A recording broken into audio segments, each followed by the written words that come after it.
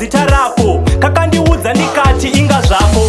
Girl, wona kumashure kwako kune zvinhu tu pakati kunge bako. Pandakutarisa moyo kupindamo, ndangopinda mheno ndikabudamo. Girl, iwe inga wakasenga zvako, ndoda kufambira kumashure kwako. Une shuware zvese ndezvako, wandivhiringidza but iwe ita zvako. Girl, iwe inga wakasenga zvako, ndoda kufambira kumashure kwako. Une shuware zvese ndezvako, wandivhiringidza but iwe ita zvako.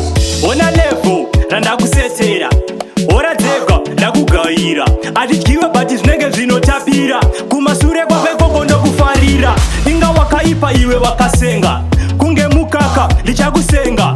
Wakaipa ndiwe wega, wandidhomotsa iwe ndiwe wega. Girl, iwe inga wakasenga zvako, ndoda kufambira kumashure kwako. Une shuware zvese ndezvako, wandivhiringidza but iwe ita zvako. Girl, iwe inga wakasenga zvako, ndoda kufambira kumashure kwako. Une shuware zvese ndezvako, wandivhiringidza but iwe ita zvako. Takasenga hona kumashure kwako, wakaipa ende une zvinhu zvako. First time ndakabvunza zita rako, kakandiudza ndikati inga zvako.